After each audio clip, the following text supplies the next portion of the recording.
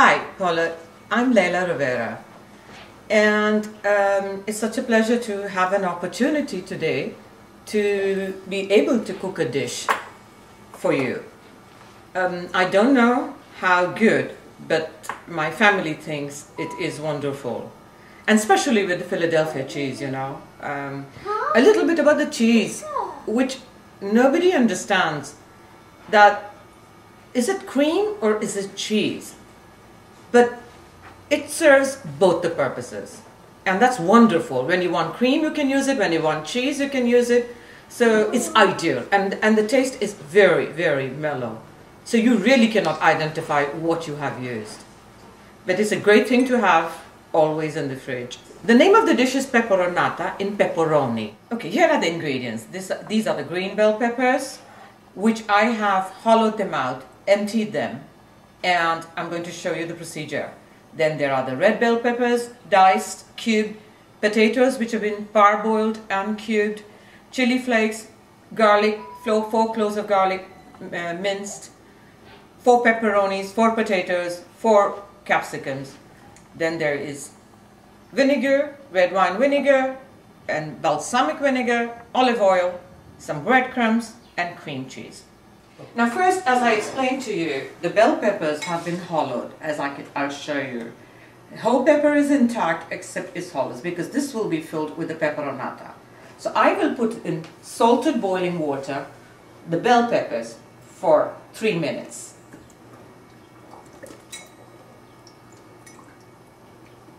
I always put one extra in case one breaks. Now, to start with the pepperonata, we will, in some olive oil over here, put in the red bell peppers.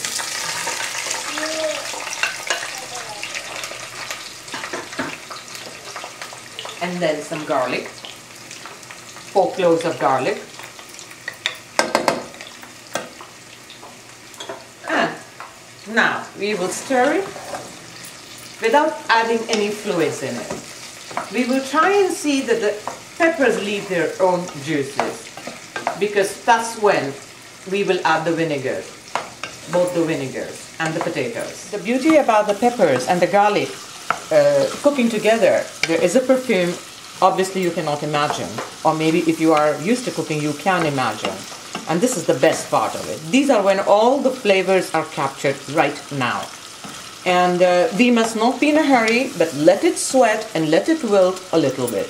And we are going to wait for that moment. So it's going to take about 20 minutes to wilt, and we're going to leave it and simmer on a slow fire. In 4 minutes, we have to empty out the peppers. Make sure that you turn the peppers upside down so it releases all the water. And be careful of your hands. And immediately start on the cool water for it to cool down as soon as possible. Now, as you can see, I would like you to see how far the peppers have wilted. Now, at this stage, there's so much aroma all over the place. You will now add all the potatoes. As you can see, they're parboiled, not fully cooked, parboiled and sliced. Just the size of the pepperoni. We'll add some chili flakes. Don't think they're too much, they're not. It's about a 1/4 teaspoon of it. Next will be balsamic vinegar, 1 1/2, 1 1/2, and 1 1/2.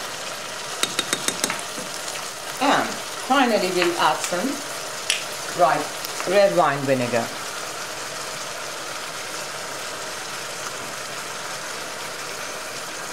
Three teaspoons of red wine vinegar. Now we will stir it until they all amalgamate and become one. And that takes a little time as well. You do not need to add any water because the potatoes are going to wilt as well.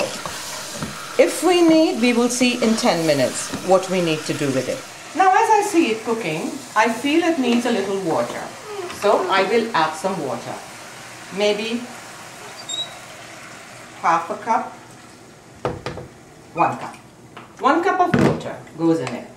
And finally, the last ingredient that goes into it is 1 tablespoon of sugar.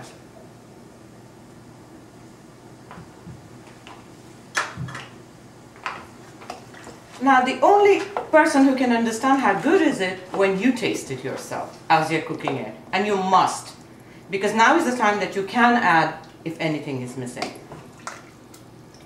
We will let it cook again for another 20 minutes and then stuff the capsicums with some breadcrumbs, with the Philadelphia cheese and my pepperonata.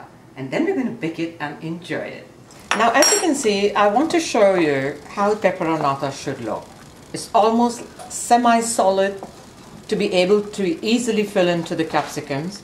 Now, I'm just about to add the best part, which is the cream cheese, the Philadelphia cream cheese, and some breadcrumbs. And then we are going to stuff the capsicums and put them in the oven for 10 minutes. And that's all it needs, because everything is cooked. The capsicums are parboiled. And as the cream cheese is melting, let me show you the capsicums here.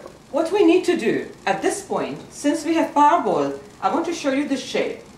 So it takes only about 10 minutes in the oven to cook. All I need to do is add a little bit of salt in each of them, because sometimes they do go bland without us knowing, and you've lost it. So that is all we need to do.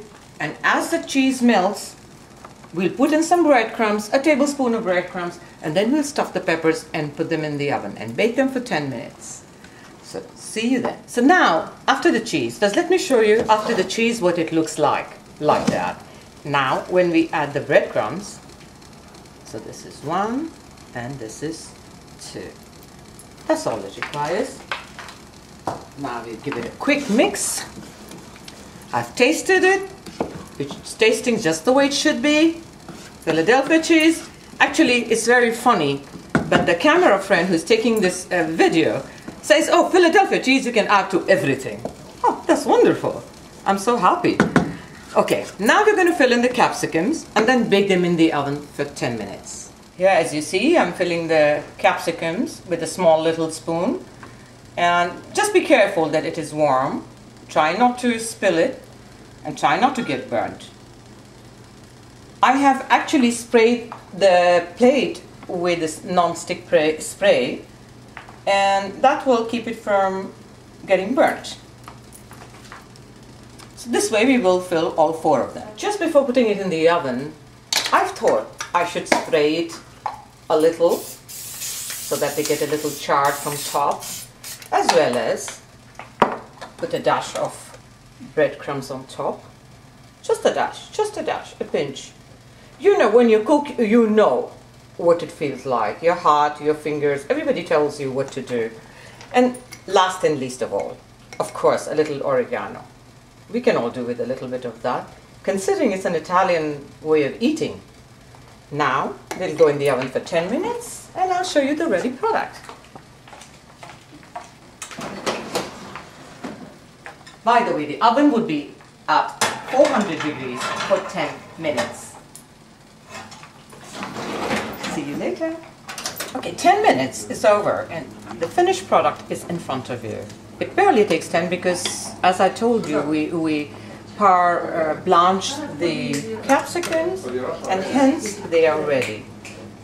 All we need to do is let it cool for 2 minutes and cut it and dig in, and then you will know how pepper can be cooked inside a pepper.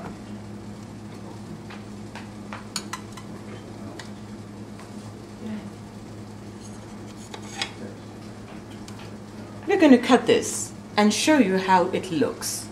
I hope you enjoy it. I've certainly enjoyed using Philadelphia and my peppers, which I love the most.